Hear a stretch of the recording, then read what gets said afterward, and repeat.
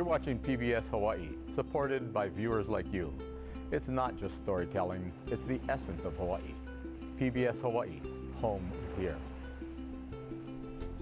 Local broadcasts of Insights on PBS Hawaii are made possible by the support of viewers like you. Mahalo, and by Carl Smith Ball, providing legal services throughout Hawaii and the Pacific since 1857, making a positive difference in the communities where we live and work.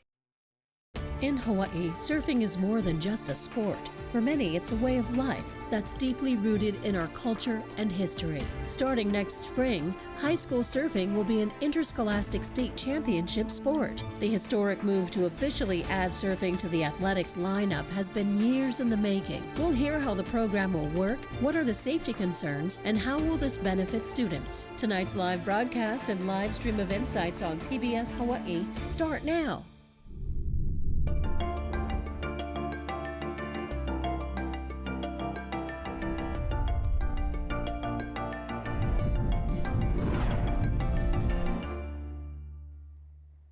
Aloha and welcome to Insights on PBS Hawaii. I'm Lauren Day.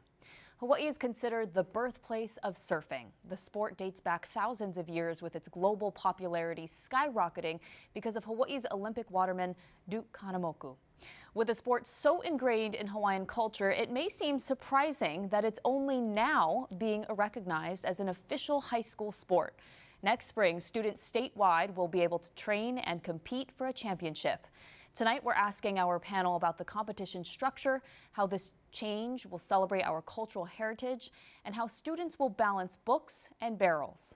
We look forward to your participation in tonight's show. You can email or call in your questions, and you will find a live stream of this program at pbshawaii.org and on the PBS Hawaii YouTube page. Now to our guests in studio. Chun has been the executive director of the Hawaii High School Athletic Association since 2010. Prior to this, he worked as a civil litigation attorney in Honolulu. HHSAA is the nonprofit umbrella organization for high school athletics, operating 52 state championships in nearly 24 different sports. Kim Ball is the president of High Tech Surf Sports. He started the Maui Scholastic Surf Championship in 1995 and has been a co-coordinator of the Maui Interscholastic League Surf program when it began in 2014.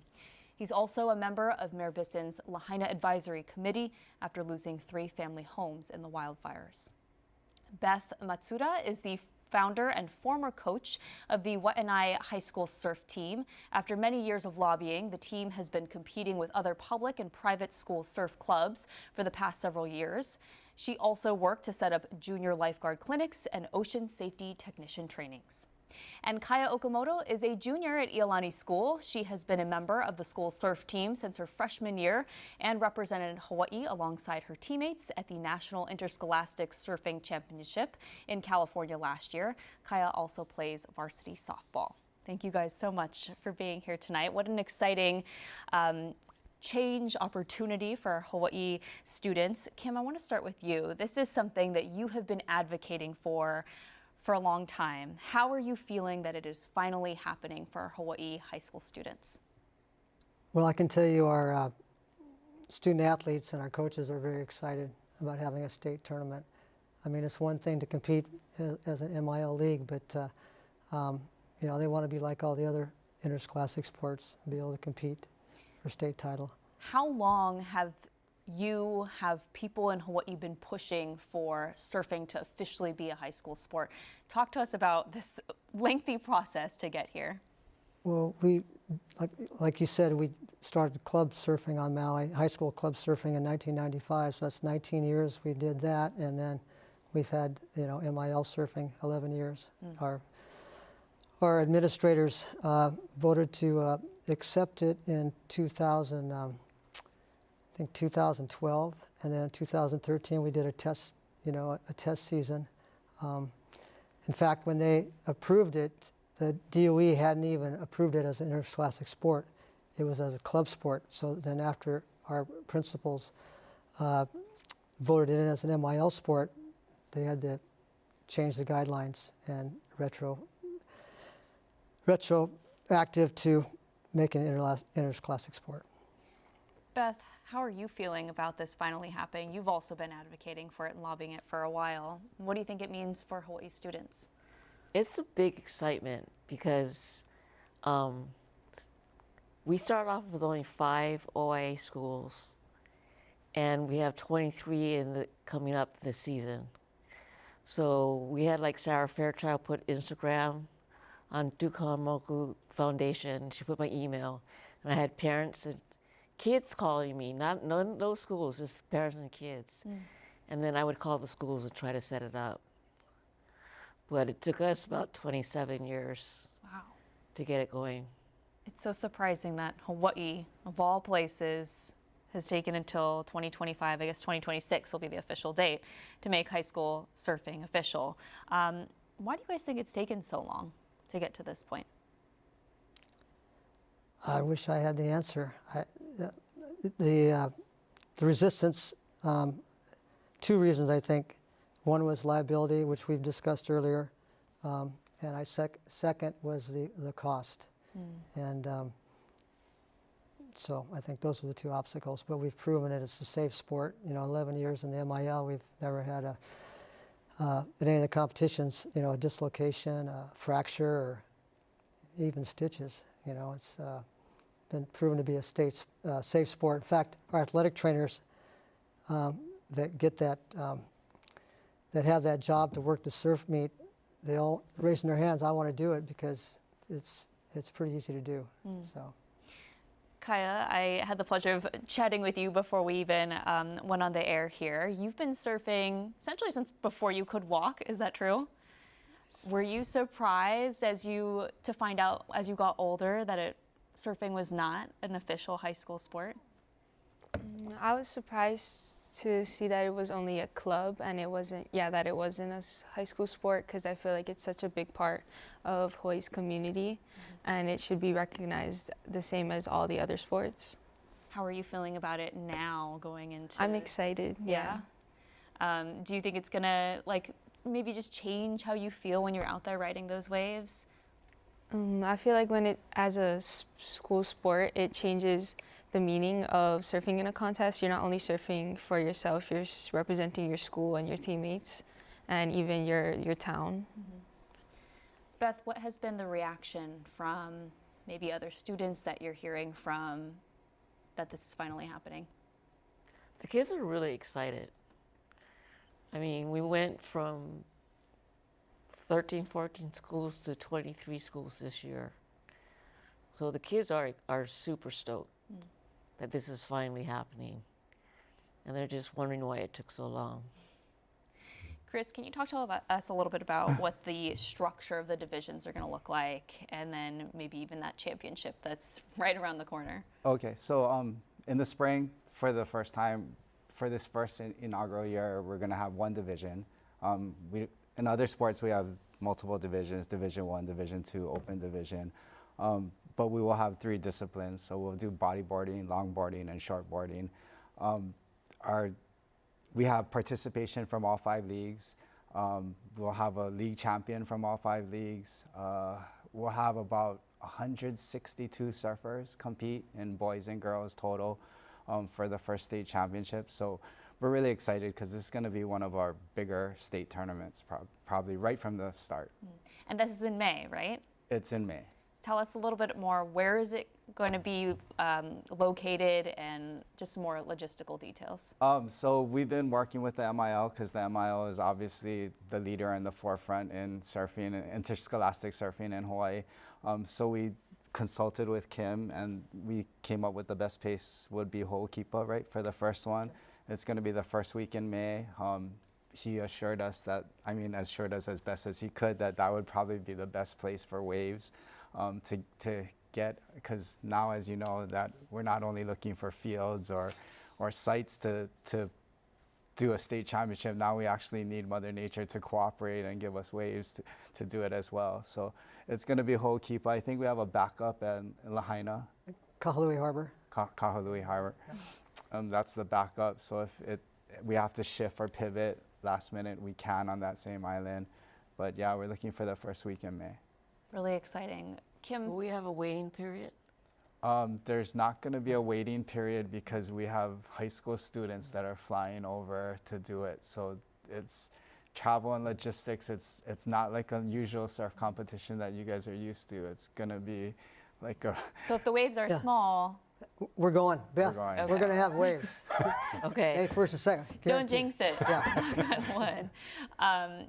Kim, what does it mean to you that the first official state championship is going to be held on your island? Well, we feel very honored that HHSAA is coming to Maui. We're going to do our best to be the best host we can. I know the County of Maui is, and the Department of Parks and Recreation is really excited about hosting it too. And Ho'okipa is a perfect venue. It's kind of like an amphitheater. It's good viewing, and we'll do our best to make it accessible to everyone that wants to come. Earlier when we were talking about what took so long to get to this place, Kim, you and Beth mentioned safety being a big concern for folks. What kind of safety elements will be in place for tournaments and the championship? Well, we have water safety officers at all our events, and at the state tournament, we'll probably have two teams of water safety officers in the water. And if it's really big and closing out, we're not going to run. Safety first all the time. So, I think Beth she was in part with the lifeguard certification program, and I think that's a big deal that is going to keep our student athletes safe. I mean, that's something that you run, right? Or Yeah, we do the junior guards. Every kid's got to do junior guards, and they go through basic rest. It's almost like a mini ocean safety lifeguard course, and then we run the coaches through the same course. So, and the kids are all taught buddy system, look out for each other. So a lot of times the kids are out there, they'll spot something before someone on shore will spot it, and they'll let us know. This is, sorry, are you saying every surfer on the team has to go through this training? Mm-hmm. and something else that no other sport has, our coaches have to be certified. So they have to pass a swim test, at least in Maui, I'm sure, same with the other leagues. Coaches have to pass a swim test before they can even take the course.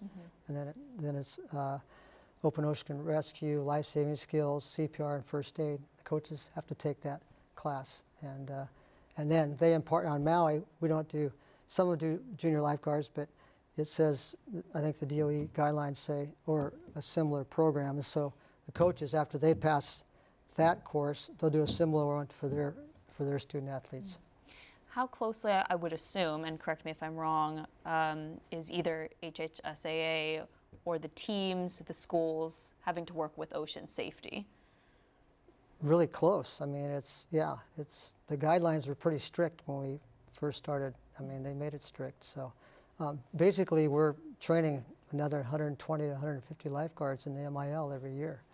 So, Kaya, maybe you can tell us a little bit about your team today at ʻIolani. What are some of the safety precautions already in place when you guys go out there? Well, for the past years, we had to get a junior lifeguard certification too, even to do contests like as a club. So our certifications lasted for 2 years, and we would do like similar things like Beth was mentioning, like swim tests, and we would learn CPR and stuff like that. And then when we surf, we usually partner up when we have practices and stuff. And so that's how we keep track of everybody. Going back to the state championship in May, I know we mentioned the waves are low, still going, but are there going to be any height restrictions in terms of when we're talking about safety?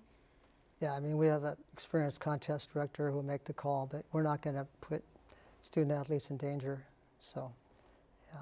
So we'll just later in May, we don't get as big as north swells. So we'll just have to see, I guess, Yeah. how the tide and the weather changes for May. We have a couple viewer questions, so maybe we can get these in. Jojo from Kaimuki is asking, how many schools have surf teams, and how does a school start a surf team? Does anyone know the answer to this one? We have 23 OIA schools, and when I had parents and kids calling me, I would call the school athletic director and talk him into doing it. So it was kind of hard, but we bloomed from, I think last year we only had 14 or 15 to the 23 we have this year. He can check on our website, www.hhsa.org. We post the league representation, so it has all the schools that have declared to us that are participating in the first surfing championship. I don't have the number. I should have memorized it offhand, but I think it's about 50 to 60 schools. Yeah. Wow. And if they don't have a high school team, they can lobby their administration if they're really serious about wanting a team at their school. What does having a surf team at the high school level, what does that look like in terms of practice, commitment, et cetera, everything that it takes to run a surf team? Like that's up to the coaches. You know, every coach has a different style. You know, it's like in any other sport. Some teams go every day, some go 3 times a week, some go once or twice a week. You know, it depends on the conditions too. And it's not all in the water. You know, a lot of them do dry land. So, but it's up to the coach. Yeah, it's going to be left up to every school, and some students like Kaya are going to have to work with their coaches because she plays multiple sports in the same season. I'm sure there's going to be a lot of, being that it's a new sport and it wasn't an interscholastic sport before, I'm sure that there are going to be a lot of surfers that play a spring sport already and are going to have to navigate that. Yeah, that makes sense, trying to balance multiple and different sports. Beth, I'm curious, how did you run it when you were coaching? I had 4 coaches, and we ran it 3 times a week, Tuesday, Thursday, Fridays. And the kids all had to have the same kind of rash guard, so we knew who was on our team. And then they would go out, and then 2 coaches would be in the water working with the kids. And 1 coach would be on land just spotting to make sure everything was going smoothly. How long would they be in the water? Like how rigorous, I guess, of a commitment is being part of the surf team? 2 to 2.5 hours. Wow. Was our practice. But a lot of times once we let the kids go, they went home and they came back and surfed on their own for another hour or so. I think DOE guidelines say that you have to have 1 coach for 6 in the water and 1 coach on the beach for 12 on the sand. Kaya, what does practice look like for your team? We didn't practice very often because it was only a club, so we'd go on maybe Saturdays, like on the weekend, and we would just, basically whoever can make the practice, we would run mock heats against each other just to practice competing in like under a time limit and stuff like that. So now that it's officially a high school sport, do you think this upcoming year practice is going to look different?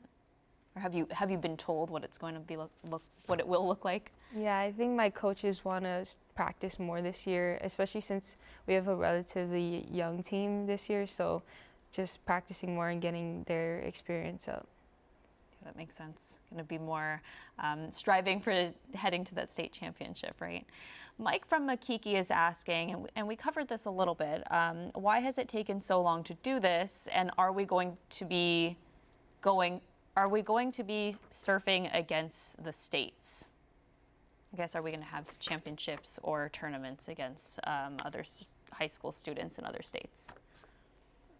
I don't think so. I think that just having a state tournament is a big enough thing for us. So, I mean, kids can go, like Kaya, can go to the nationals or go and compete on the mainland if they want to. But as far as an official high school, I think.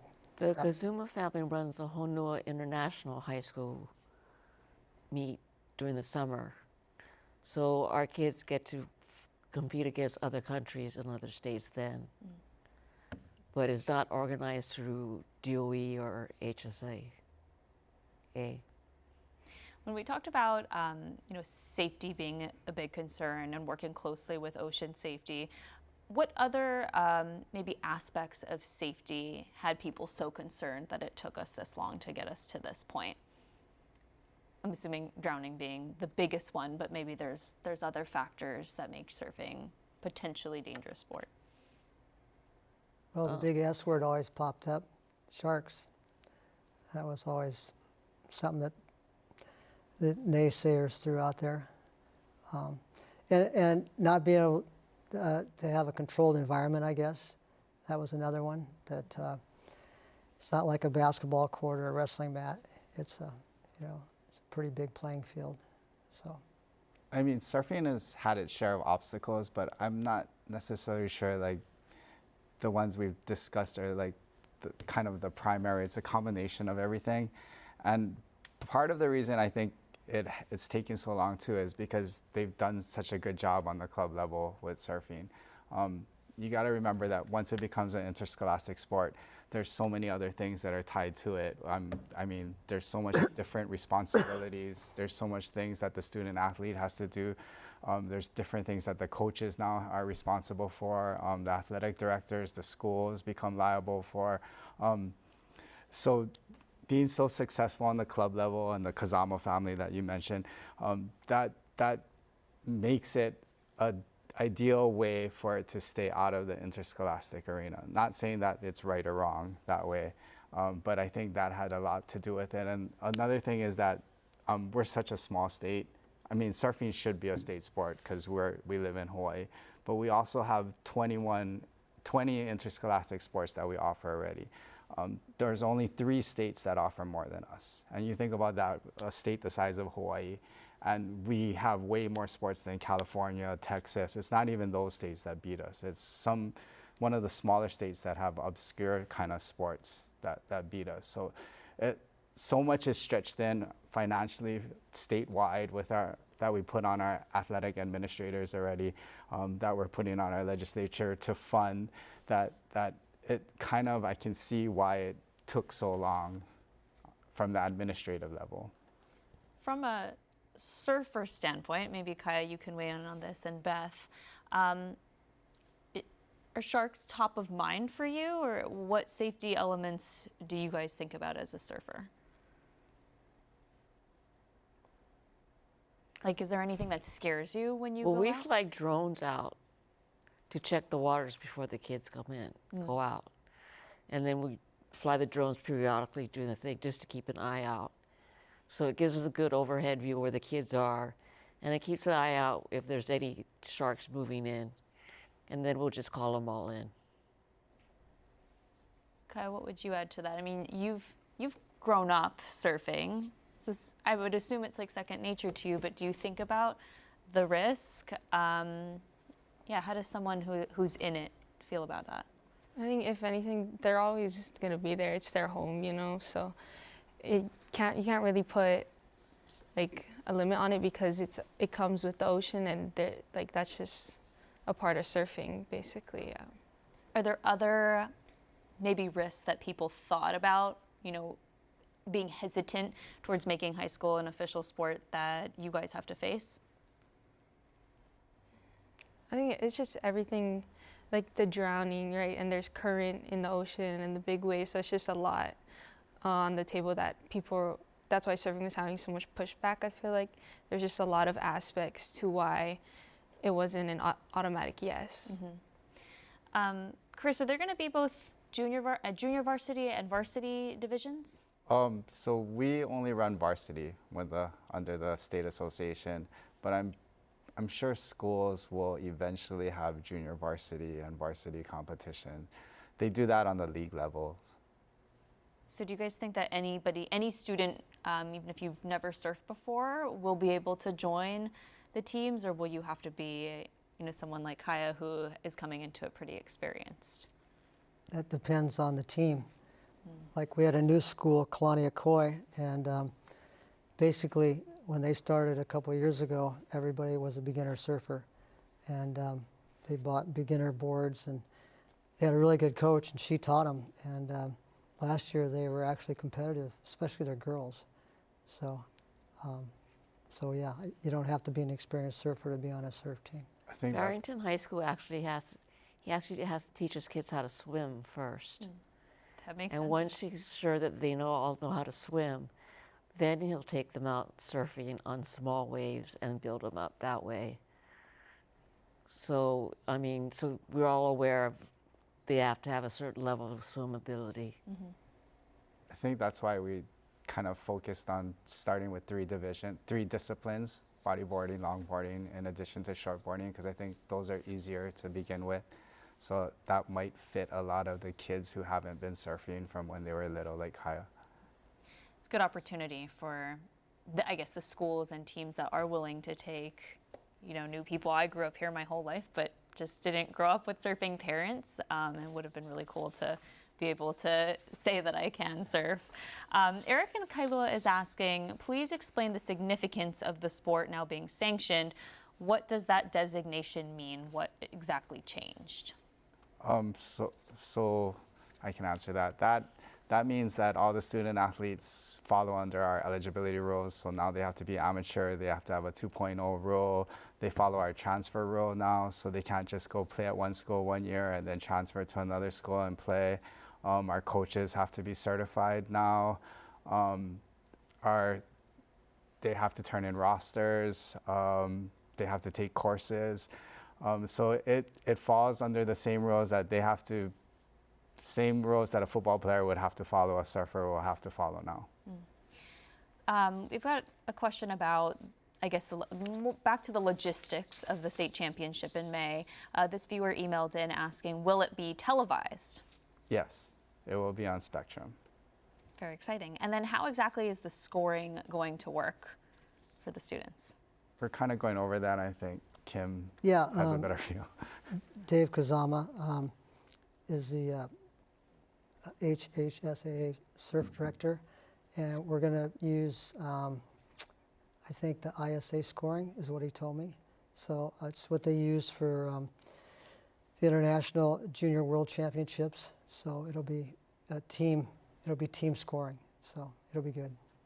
Will there be opportunities at the individual surfer level as well? Well, there'll be individual champions, yeah, in each of the three disciplines. So, yeah. Is it going to be, so does that mean it's similar to professional professional surfing tournaments? Similar, yeah. Yeah, you'll have a champion and runner-up. They'll advance in their heats, and then there'll be a final. I think we're going to have six competitors in a final. Have the judges for the state championship been picked yet? I don't think they have, but I think we'd like to have a judge from each of the leagues for sure. So. Another viewer question, Moses is asking, who covers the costs associated with it now being an official sport? Is it the individual schools, the leagues, the parents, all of the above? Who pays for uniforms, trophies, surfboards, all the other costs associated with surfing? So We got a budget from the legislature. So we follow that budget. The boards, most of the kids have their own boards. They have favorite boards to use, so we don't buy the boards. The coaches training, the last 5 years I paid for, but now they're paying, I ran out of money, so now they're charging them. And I think OIA is covering the cost of the coaches training. So essentially, it's kind of all of the above. The legislature put out funding for the DOE schools, that's the public schools. They didn't appropriate funding for the private schools, so the private schools are going to be on their own to pay the coaches, to decide whether or not they supply boards. But I'm pretty sure it's going to be like any other sport. You bring your own equipment to that school team. We're a not private nonprofit organization, so we don't get any funding from the legislature. So we're providing the trophies and stuff. So all the costs of the state tournament, we have to get sponsors, which we will and have gotten interest in, and we pay for the state tournament. So they don't pay a entry fee or whatever to participate in the state tournament. But transportation costs, all the other costs, that's something that the school is going to have to come up with. And I think that's kind of a lot of the pushback too, is the financial aspect, which the legislature solved by appropriating funds for it in this coming school year. But it's something that the schools are going to have to deal with moving forward. What about for schools that are not, maybe they're in the middle of the island or the furthest point away from the ocean? I'm assuming there's more costs associated for them. And then maybe my part two of my question also is, are there schools today with, I guess, club teams that are already dealing with the transportation and aren't close to the ocean?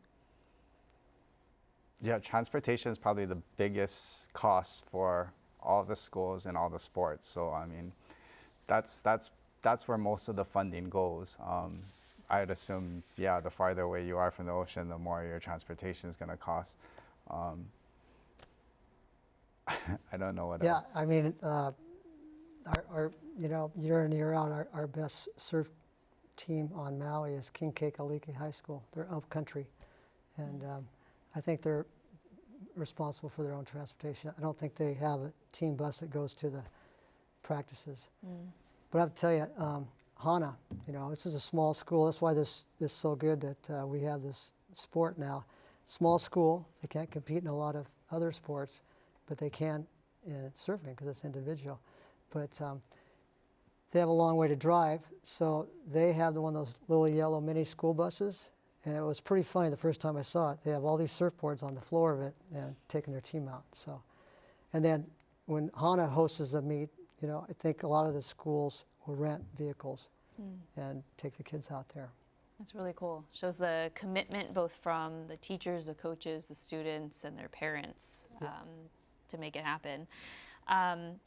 Another viewer question came in from email. What breaks do you hold practice at, and do you have to let DLNR know where you'll be practicing? That's a good question. Yeah, I think every school is going to have to pick their own spot. You know, I think they have their own favorite surf breaks, and they want to make, and because the coaches are surfers and our local surfers, they're very sensitive to having too many student athletes out there at a time, and so they'll do their own regulation.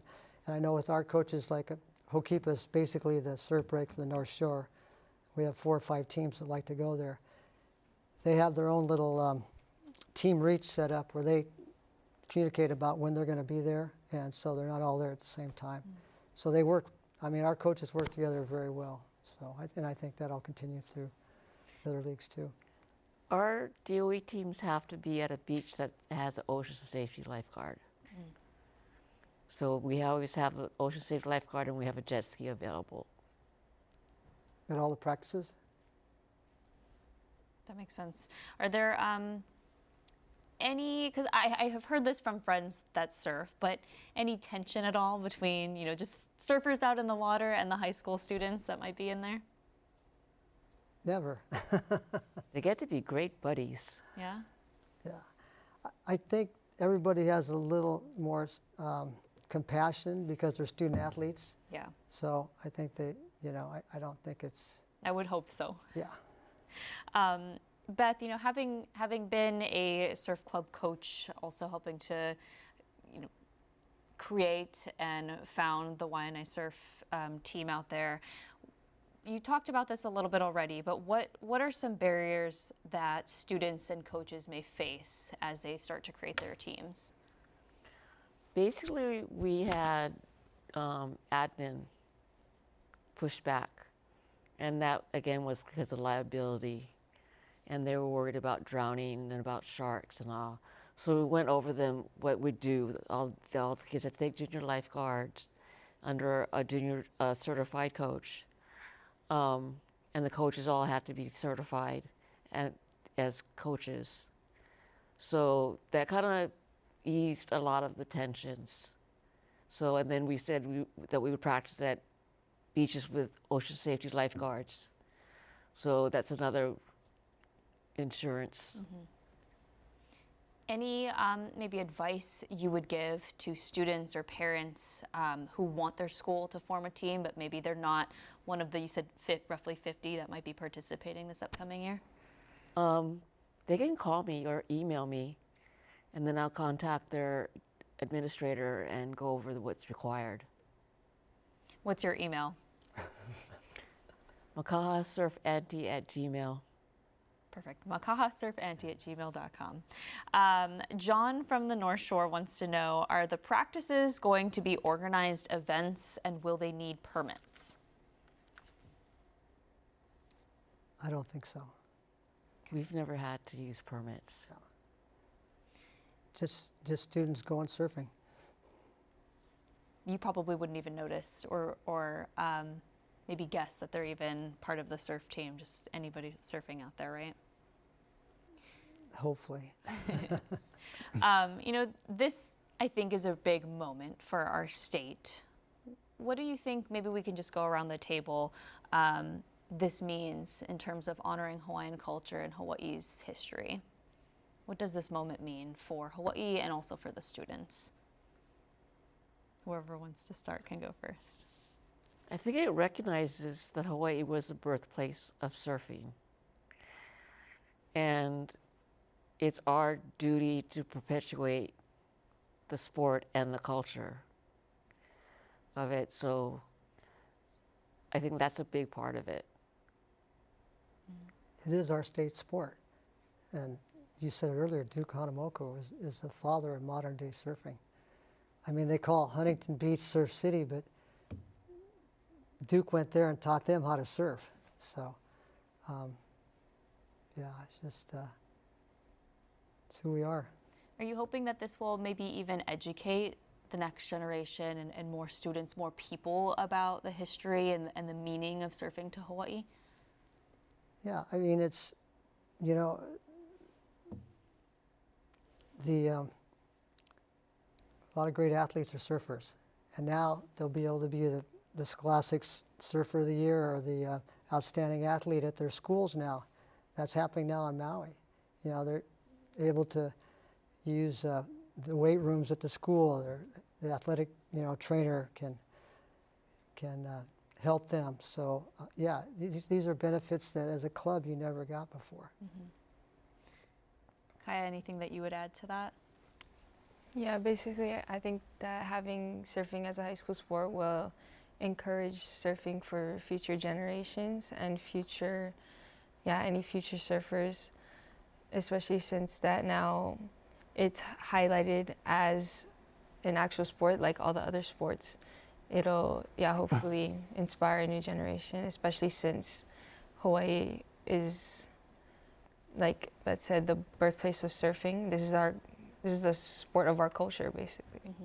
What are you most excited for it officially being a sport? Hopefully surfing at good empty breaks. Are you nervous at all, though, that like you're going to be surfing like, you know, more mandatory practices, that maybe it won't be as fun, you know, if it's like a mandatory, we have to be here at this time? Or do you love it so much that it doesn't matter if you're out there every single day? Yeah, it doesn't matter, because whenever I get a chance to surf, it's fun. So, Chris, I know you are not a surfer, but you know, what's your 2 cents on, you know, this moment in Hawaii's history for our students? Well, they like Kim said, I mean, they've had interscholastic surfing for 12 years or so, and they're still excited for it to become a state championship sport. And we know the significance of offering a state championship sport and what it means to all the different communities in the islands. So I'm very glad and fortunate to be a part of it. Going back, I know what it means to kids and stuff, because Kaya's former teammate, Sunny Kazama, she was one of the ones that went around to the different leagues, and she showed the passion, and I think she's the one that helped convince a lot of the leagues to do the sport. So we see it as administrators, how kids can change minds of people, and it shows that every kid can make a difference, that your voice counts. You don't have to sit back and say you can't do this. You can do something. You can change it. You can change the course of history in our state. So I'm really excited to be a part of this. Yeah, it's a big moment. This will probably educate both myself and Chris, since neither of us are surfers, but for the 3 of you, what are the lessons that surfing teaches our students? I think sportsmanship, because there's certain rules of the water they follow. So it teaches a lot of sportsmanship and watching out, working as a team, watching out for each other. I think the one thing we talk about student athletes, and student comes first, and I've had countless parents come to me and say, hey, my son or daughter, you know, loved to surf but really wasn't into school. But then when they had to make the grades to compete for their team, changed their whole outlook on school. So I think that's one of the coolest things about finally being an official sport. Kaya, what about for you? I know you grew up around it, but what has surfing taught you? So surfing in itself, it teaches you determination, you know. You could wipe out on a wave, but it's on you to go back out there and paddle and catch another wave because you're chasing that feel of riding a wave. And like, I feel like that's ultimately why a lot of kids like to surf, is that they're chasing that feeling of riding a wave. So, you know, as a sport, it'll just support the growth, I guess, of many kids, especially since, you know, you're gonna wipe out, but it's whether you paddle back out or not. Yeah, I love that. Got to get back up. Maybe can you also talk about the team aspect of it, since it is such an individual sport? Like, how does that work for those of us who don't know so much about the surfing competition world? How does the team, a high school element, factor in? I feel like it levels up your confidence, I guess, because you're not surfing on your own. You're surfing with a group of people behind you, supporting you, and so it just makes you feel more comfortable in that competitive setting. Because, like, when you're trying to go pro, you're usually surfing by yourself against individuals, right? So it's a lot more. Yeah, it's just a lot more comforting to be surfing with a team, with a group of people behind you. Sorry if this is hopefully not an educated question, but if you're competing as a team, is it each student's score plays a factor into the team's performance? Is that how it works? Yep. Is that and that's how the state championship would go as far as scoring? All right, we got a couple. This is not a question, but rather a comment from Waikiki Sunset surfer Johnny Boy. So I'll read his comment, and then maybe you guys can weigh in on it if you wanted to add or say anything further. He said, so glad to see this is finally happening. Yes, surfing is potentially deadly. Seems to me they are taking precautions, and kudos to the coach from Waiʻanae. She's really pushing the envelope on this. I knew the coaches at Farrington High School and supported them as much as possible as a Farrington High School teacher. Don't think the shark's fear is justified, by the way. Anyone, you want to make a comment on what he had said? Yeah, I agree, yeah. What do you guys think about the, I don't think the shark's fear is justified, by the way, for those of us watching who may not be as experienced in the surfing world? Well, I know Waiʻanae's team, they fly drones out before and during practice to spot if there are any sharks in the area. And so far we've had no problems with the sharks. Kim, Kai, would you add anything to that? I haven't seen any sharks in the 11 years we've had a contest. And if we did, we'd clear the water for sure. And Chris, this was something we were talking about before we went on, but as with every sport, every athlete, there's other dangers in those sports as well, right? Yes, I mean, just in life in general is dangerous, but like we're talking about the high school swimmer that passed away in one of the meets, and it could be a different medical condition because she was an experienced swimmer, and it's just there's going to be liabilities, there's going to be dangers and concerns, and we just got to take as many precautions as we can, and everyone knows the risks, and we all mitigate the chances. We'll all be better for it, and as long as people are aware of their surroundings and stuff like that, and there's going to be a lot of people watching, there's going to be coaches watching, there's going to be other surfers looking out for each other, so there's going to be so many eyes out there watching kids, and we all just got to stay vigilant and take every precaution we can, but I mean, we have to go on living and we have to go on competing. There's huge support from the community too. So when the kids are out surfing, the rest of the community that's out surfing to keep an eye on the kids as well. And they're the ones who've like donated boards and that equipment for us. But the community is a strong supporter. And I think that what is really drives surfing. Is that partly because they recognize the surfers once they've been coming to that particular beach? Or I think you said earlier that the team, at least in Waiʻanae, was wearing specific color rash guards? Oh, that's a DOE rule. Okay. That everyone on your team wears a specific color rash guard. And that's just so you can spot them in the water and not get them mixed up with, where your team is versus the other kids that are just out surfing. So,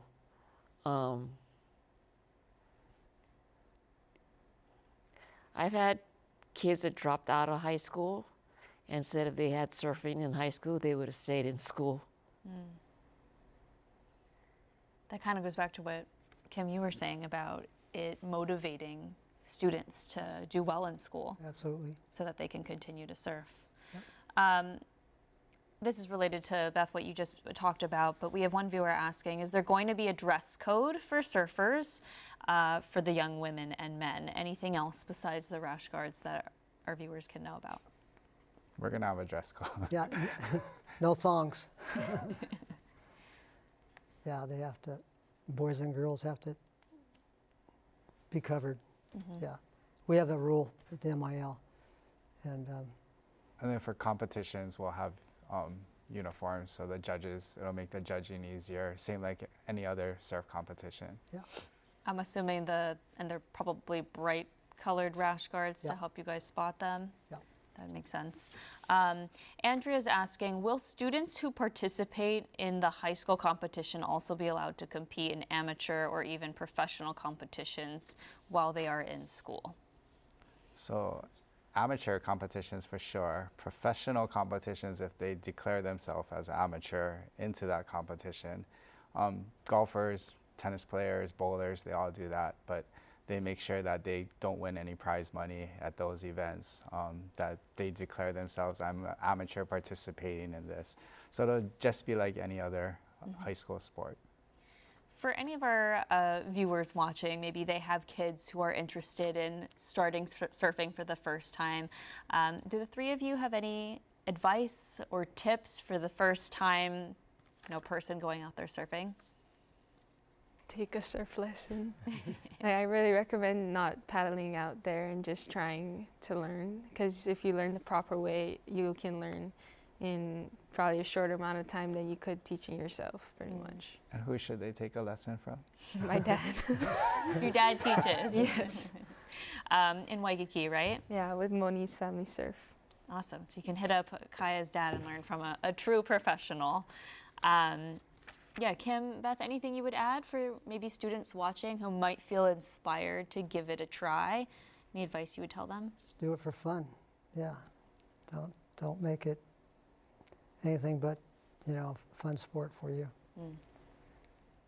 They should just come out and surf, because we don't do like other sports. We don't cut kids out. So every kid has a chance. So they may not be very strong at the beginning of the season, but if they practice and all, they might be really strong by the end of the season, be able to compete. But it's just come out and surf. Yeah, I think that went back to one of the questions earlier about, can you try out for a team with no prior experience? It sounds like, but it depends on the school, right? Totally, yeah. Okay. But you're saying, Beth, that at least maybe for Waiʻanae, you don't have to have experience. Is that what you're referring to? Well, they have some experience, but they may not be like competition ready. So as the practices go along, they learn about competition and what they need to do. And they push themselves, and the coaches will push them. How long would you guys say it takes for, high school students? They learn quick, they're athletic. How long would you say it takes them to, for someone who's brand new, maybe at the start of the season, and to get confident and strong enough to paddle out there and maybe even compete? Really depends on the student athlete. You can have a raw beginner, but if they're really committed and really, like we saw with Kalani Akoi, these girls improved so much in 1 year. But they were committed and they had a good coach and they enjoyed it. Beth, maybe you can talk to us a little bit about, just from your experience, you know, seeing coaching and seeing students. Have you seen students start with you who had no experience? No, most of my kids came up, well, because we're in Makaha, most of the kids surf Makaha. So when we started having clubs, they all immediately joined. So we didn't have too many kids that were really low level. With just the last couple of minutes left, I want to hype up the state championship that will be coming up in May. I know we talked about it before, but maybe Chris, can you just go over again? It might give our producers time to put up. We have a nice graphic as a reminder for folks when it's happening, and maybe what people can expect of just the atmosphere. What is it going to be like when we get to May on Maui? It'll be that first Friday, Saturday in May. It'll be televised on OC16. There's going to be 162 surfers competing. I don't think there's going to be anything that's ever happened like it in the state of Hawaii so far. So I mean, it's going to be the first ever state championship. We just experienced that feeling with girls flag football last year, or this past year, and it was awesome. It was like one of the biggest sports turnout, and I expect surfing to at least match it, if not surpass it. And then, yeah, we've been meeting with the different leagues and stuff, and Kim and Dave Kazama have been telling us about Ho'okipa and everything that they told us about that at the amphitheater atmosphere of the beach, and it's actually perfect for television cameras and stuff, where they won't even have to build those big platforms like they do at other surf competitions. So yeah, we're really excited, and we're ready to showcase it to the state. Kim, anything you would add to that? What do you think the atmosphere is going to be like? It's going to be electric. It's going to be awesome. Yeah, everybody's pumped. So, Beth, will you go? If I can, I want to. Yeah. A caller from Mountain View, Big Island is asking, do the students have to be lifeguard certified or some other type of swimming certification to be able to join or compete? They need to be junior lifeguard certified. So that covers the swimming, basic rescues, what to do if they get caught in a rip, things like that. So it's just a matter of finding enough junior lifeguard programs right now, because we're working with Ocean Safety, and they've really bent over backwards for us. And then we also work with Mauka to Makai, Makaha, that also does a junior lifeguard year-round program. Those are the DOE schools that have to do that, but I think the private schools are going to have their own similar certifications, but it might not be at that level, but it's definitely going to be close to that level. Yeah. We'll get one last viewer question in with the last minute, a couple minutes here. Raymond's asking, will the student athletes on the different teams become so-called letter winners for being on the team? Seems like they should get whatever every other team athlete gets. Yes. I hope so. With that, maybe we can, we just have like 2 minutes left, just go around the table. I think we kind of touched on this, but just any last thoughts that you want to tell our viewers about how you're feeling, what this means for Hawaii. And Kaya, for you, maybe what you would tell your teammates going into this big year and what you're most looking forward to. Well, I'm just looking forward to the season in general, especially with the state championship in mind, and as that's an opportunity to travel and surf somewhere other than Oahu. So basically just tell my team, let's go to states. Yeah. I'll definitely get to everybody. One last thing for you, Kaya. Anything you would say to someone watching who feels inspired by your story that you are surfing at such a young age? What would you tell them if they, you know, maybe they've never even gotten out there in the ocean before? I say, if you live in Hawaii, so you should, I say the ocean's right there, you know, it's the sport of this land, and it's important to learn the culture, like the cultural aspects of Hawaii basically, and surfing being one. It's really important for it to be like perpetuated like for future generations. Kim, anything you would add? We just have 1 minute left, so we'll try to Yeah, do it. we're waiting. We've been waiting 30 years to have a state championship for student athletes like Kaya to come over and compete. Really exciting. I think the kids are really stoked to finally be recognized as a sport, and not just, oh, you're just a club, like, you know, but to be recognized as a sport. I think it's really driving a lot of kids. I mean, I had kids that were from the intermediate. They were asking me, so when I get to the high school, can I surf? I said, yeah. Couple seconds left, Chris, but it's in the Olympics, so it's about time for us, right? Yeah, and I just want to thank all the athletic administrators because they're the ones that are going to have to put it on. It's a new venture for them and me as well. I mean, we're used to football fields and soccer fields and basketball courts and baseball fields, and it's something that we're working with the surfing community, and it's now their responsibility to oversee it at their school and put it on for them. So I just want to thank them for putting in that daily work and that they're going to make it happen. Yeah. Thank you guys so much for being here tonight. We're really excited and looking forward to May. Hopefully the waves are exactly the size that the students are hoping for. And mahalo to you for joining us tonight. We want to thank our guests here in studio, HHSAA Executive Director Chris Chun and founder of the Waiʻanae High School Surf Team, Beth Matsuda, ʻIolani School Junior, Kaya Okimoto, and President of High Tech Surf Sports, Kim Ball. Next week on Insights, the act of tipping has long been a part of American culture, whether it's at a restaurant, valet, or hair salon. But in recent years, it seems like we're being asked to tip more frequently and in more places. It has us asking, are we at a tipping point? Please join us then. I'm Lauren Day for Insights on PBS Hawaiʻi. Have a great night.